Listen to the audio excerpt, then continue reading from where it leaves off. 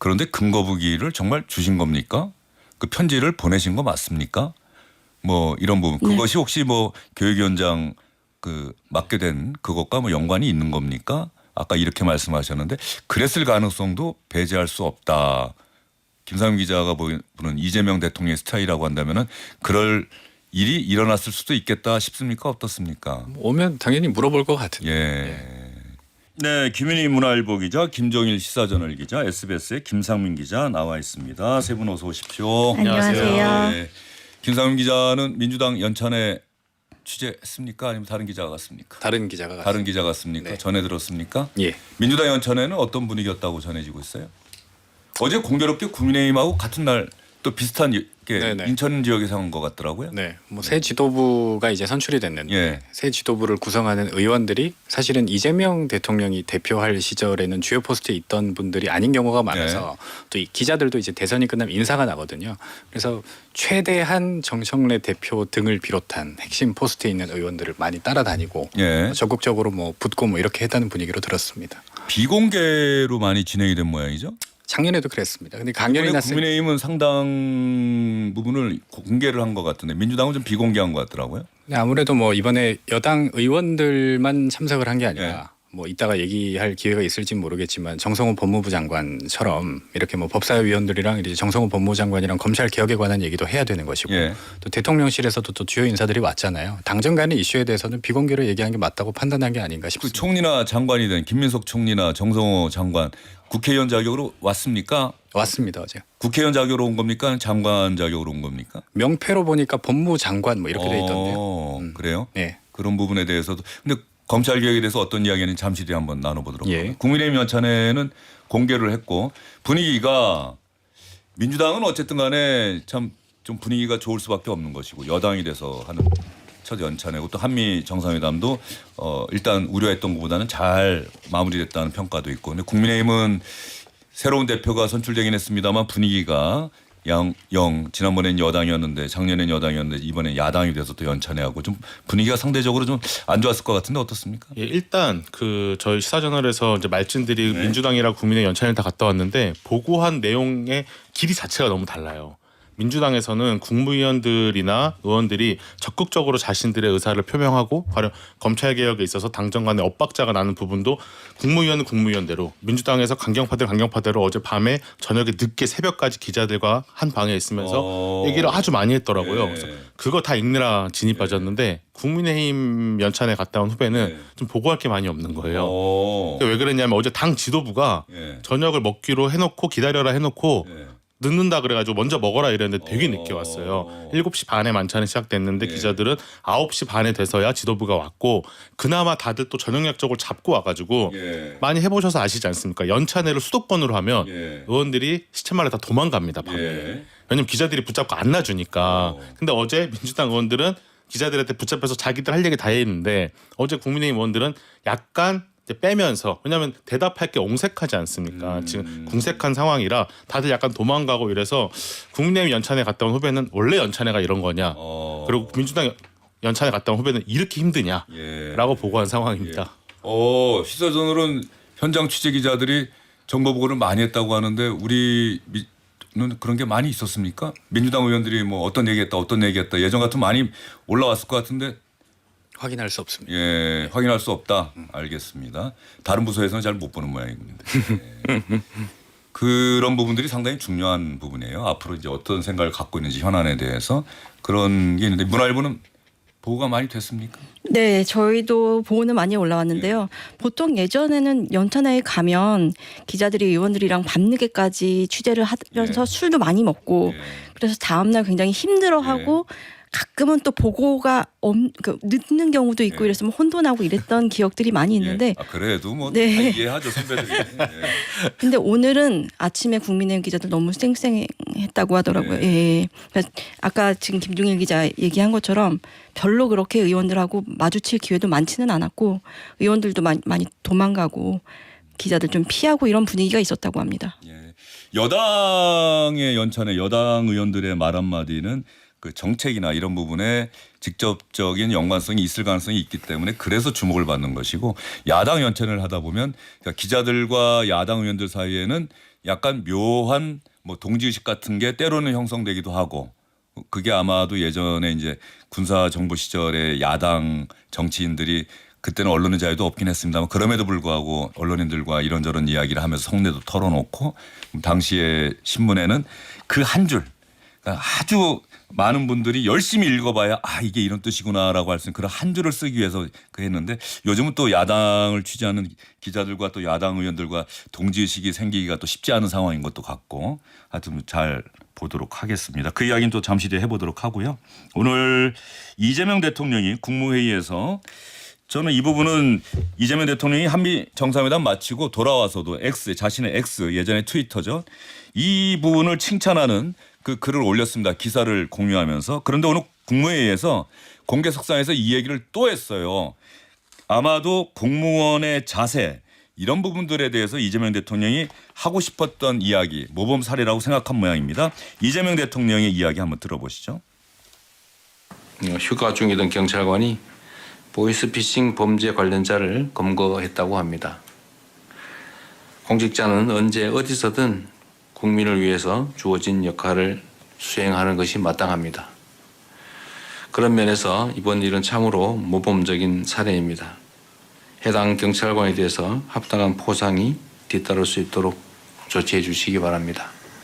그 책임은 근무 시간에서만 업무에서만 있는 게 아닙니다. 경사라고 하는 것 같은데 이런 공직자로서의 충직한 마음을 평생 간직하고 훌륭한 공직자로 성장해 나가기를 바랍니다. 사실 이 국회 하도록 하겠습니다. 나경원 의원이 잠깐 나왔는데 이 부분은 잠시 뒤에 여러분께 또 나경원 의원 관련한 이야기는 해보도록 하고요. 김윤희 기자. 네. 이재명 대통령이 대통령이 되고 나서 기회가 있을 때마다 아마 취임하고 얼마 안 돼서는 그 공무원 교육을 받는 네. 5급이죠? 네네. 그 이분들 그 연수받는 자리에 가서도 공무원의 자세에 대해서 네. 이야기하고 그랬는데 공무원의 자세에 대한 이재명 대통령의 생각은 이 휴가 중에 보이스피싱 범죄 관련자를 검거했다. 공무원에게는 휴가가 따로 있는 것이 아니다. 기본적으로 국민에게 투철한 봉사의식 또 책임은 근무 시간에만 업무 시간에만 있는 것도 아니다. 이재명 대통령의 생각이 계속해서 네. 이렇게 지금 얘기가 되고 있어서 이 공직사회 분위기도 좀 많이 바뀔 것 같은데 어떻습니까? 맞습니다.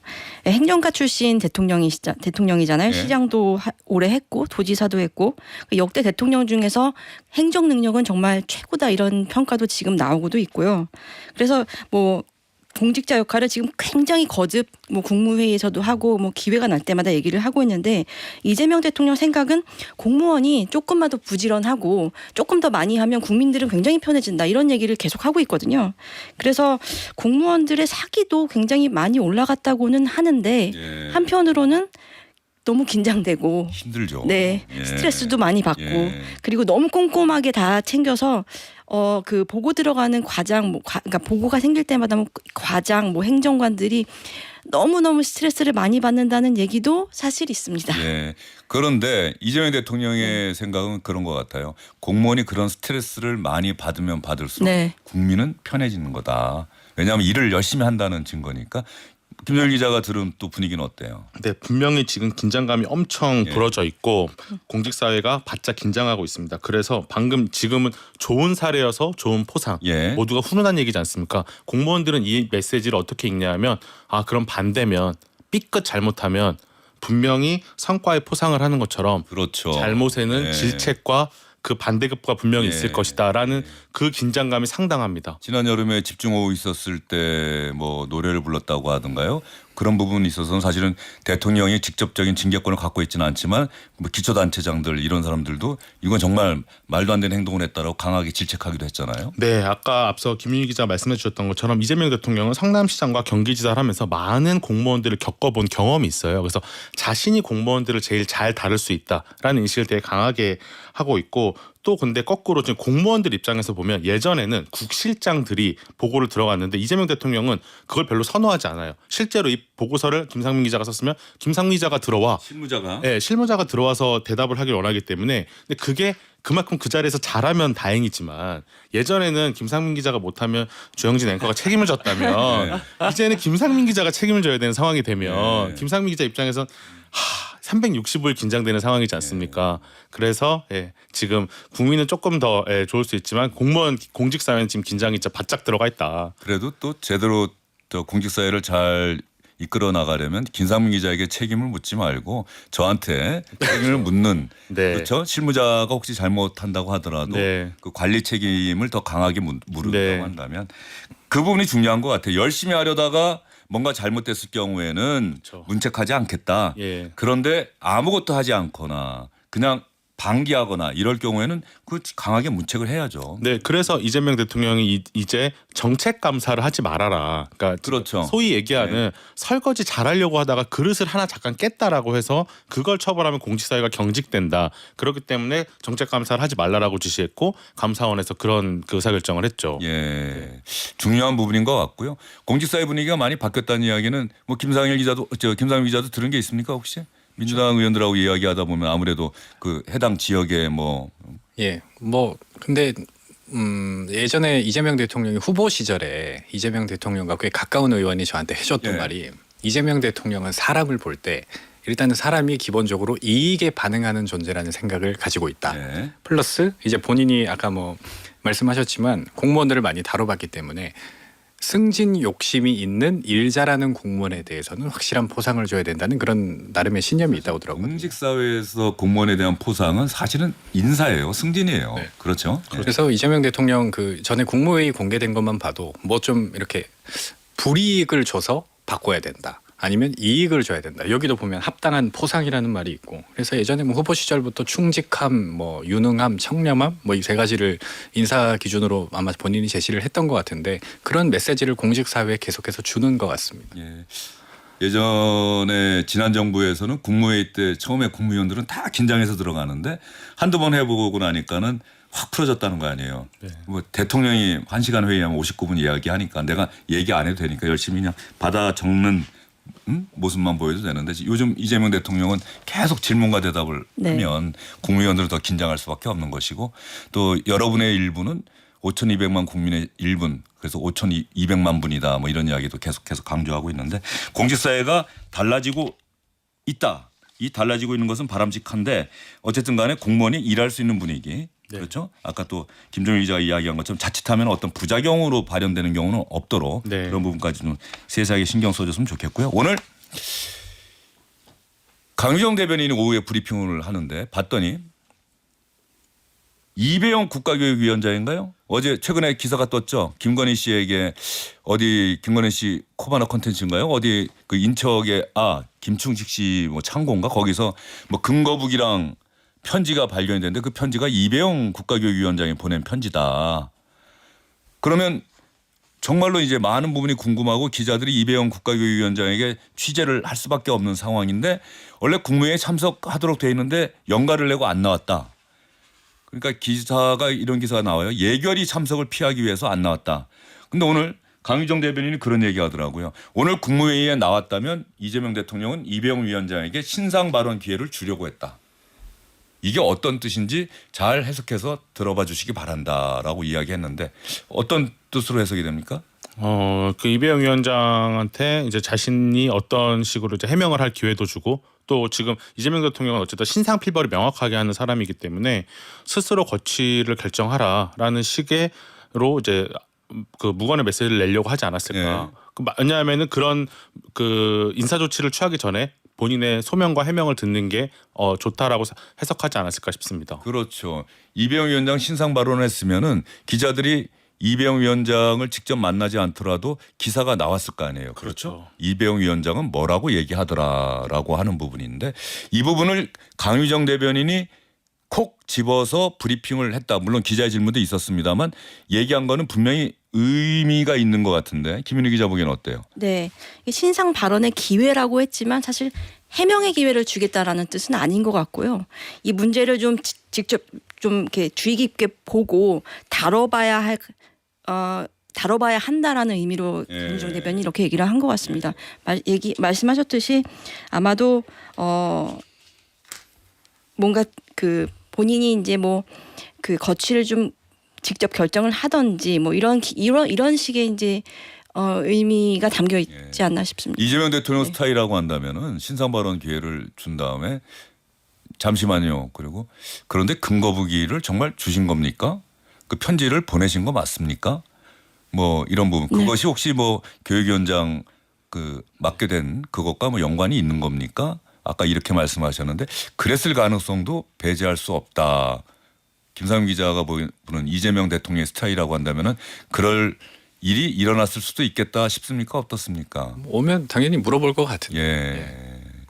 이재명 대통령이 말을 끊고 다 듣고 나서 딱 하고 질문한 경우가 많잖아요. 네. 그렇죠? 그렇죠. 만약에 해명을 했더라도 예. 그게 너무 장황설로 가거나 본인의 그 변명 위주로 갔으면 이재명 대통령은 분명히 성정상 중간에 끊었을 거고 우린 예의주시하고 있고 그게 국민 앞에 도리냐 제대로 해명해라 라고 했을 가능성이 되게 높죠.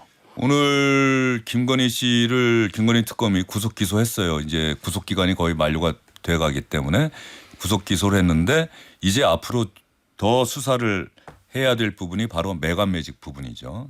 뭐 그 반클리프인가요? 맞나요? 네. 브랜드? 예. 그 6천만 원도 사실은 언론에 계속 보도가 나왔습니다만 그것과 그 서해건설의 맞사이가 총리 비서실장이 된 것이 연관성이 있는 건지 이게 메간 매직인 거죠. 선물을 주고 그걸 통해서 뭔가 다른 공직 자리를 얻었다. 이배용 위원장이 받는 의혹도 바로 메간 매직 의혹이란 말이죠. 뭐 이런 부분들은 앞으로 김건희 특검이 어느 정도까지 또 수사를 해 나갈지 이 부분이 가장 큰 문제가 있는 것은 김건희 씨는 국민으로부터 위임받은 권력이 없는 그렇죠. 그런 사람인데 그 사람이 선물을 받고 공직을 줬다라고 하는 것은 정말로 큰일이기 때문에 다시는 있어서는 안 되는 일이기 때문에 그 부분은 좀 신경을 써서 봐야 될 것 같고요. 이 부분도 또 잠시 뒤에 더 자세하게 얘기를 해보도록 하겠습니다. 이인수님 아들 친구가 공무원인데 일은 늘어나고 정신없이 바쁘지만 일할 맛은 난다고 하더랍니다. 의욕도 충만하고요. 예, 이렇게 공직사회에 좀 긍정적인 바람이 계속해서 불었으면 좋겠다는 생각이 듭니다. 뭐 그런 얘기도 제가 유튜브에서도 본 것 같은데 어떤 분이 얘기하기를 예전에는 공무원들이 뭐 출퇴근도 좀 불명확한 경우가 있었는데 요즘은 서로가 너무 제때 출근하고 퇴근 시간 이후에도 일하는 경우가 또 많아졌다. 이게 사실 우리가 생각하는 공무원들이 한창 인기를 끌다가 잠깐 그 인기가 떨어진 이유 중에 하나가 공무원들이 일이 너무 많다라고 하는 건데 또 그런데 어떨 때 보면 공무원들은 일을 대충 한다. 그냥 뭐 왜냐하면 안 잘리니까 뭐 이런 또 시선도 있었는데 좀 공직사회에 좀 긴장감도 고조가 되면서 우리 국민들이 좀 더 편한 세상이 됐으면 좋겠다는 생각이 들고요.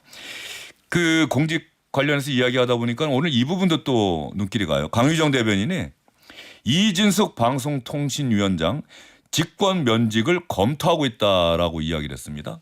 이거는 사실은 이진숙 위원장이 내년 7월까지로 돼 있는 임기가 있다. 임기는 안 지키겠다고 계속해서 국회 나와서도 민주당 의원들과 충돌하면서 그런 이야기를 하고 있는데 대통령실이 직권 면직이라는 카드를 검토하고 있다. 이 부분은 김윤희 기자. 네. 이제는 굳이 정부조직법 개정안을 통과시키고 날 때까지 기다리지 않겠다라는 뜻으로도 해석이 돼요. 네. 언제든지 그만둘 수 있겠다. 왜냐하면 정치 중립 의무를 위반했다는 것도 이미 충분히 드러났고 경찰이 수사하고 있는데 공무원은 기소가 되면은 면직할 수 있다라고 하는 또 근거 규정도 있다고 하더라고요. 네, 맞습니다. 그 감사원에서 지금 강유정 대변인이 그 감사원 그 조사 결과를 거론을 했는데 감사원에서 예전에 한번 그 감사를 하면서 경고라는 처분을 예. 내렸거든요. 근데 경고가 사실 감사원이 내릴 수 있는 그 처분 중에 약간 좀 그 가벼운 처벌에 속합니다. 그게 제 기억으로는 감사원 결과가 2달 전인가 나왔는데요. 그 결과를 이제야 지금 거론을 하면서 직권 면직 얘기를 한 것은 이진숙 위원장 최근에 이제 발언이나 뭐 이런 것들이 더 이상 두고 보기는 어렵다라고 판단을 한 게 아닌가 싶습니다. 예, 알겠습니다. 이진숙 위원장은 민주당 의원들 김남희 기자 정말 상임위 열릴 때마다 뭐 그냥 넘어가는 경우가 없잖아요. 김우영 의원은 또 위원장도 아니고 이진숙 씨 그러니까 또 이진숙 위원장도 물러서지 않고 그러면 저도 김우영 씨라고 부를 수밖에 없다. 뭐 이렇게 이야기했는데 그러니까 민주당은 원래 정부조직법 바꿔서 자연스럽게 새로운 정부 방송통신위원회를 대체할 조직을 만들면 그게 이제 정부 조직이 되는 거니까 기존의 방송통신위원회는 없어진다. 그래서 그렇게 이진수 위원장을 물러나도록 하는 방안을 검토했는데 이 직권면직이라는 카드가 새롭게 또 부상을 한 거네요. 뭐 민주당으로서는 뭐 다른 거는 크게 신경을 뭐 쓰는지는 잘 모르겠는데 뭐 이제 대통령실의 몫으로 넘어간 것 같으니까 근데 이진숙 그 위원장이 그렇게 행동을 하는 것은 이제 자기 지방선거를 노린 이제 행동이라는 그런 괘씸한 생각을 나름대로 가지고 있었던 것 같고 더 그 얘기하니까 전한길 씨가 대구시장 뭐 출마 얘기도 하면서 그런데 이진숙 위원장이 만약에 출마한다면 내가 양보하겠습니다라고 이야기를 해서 또 김근식 전 최고위원 후보 아깝게 떨어졌죠 국민의힘.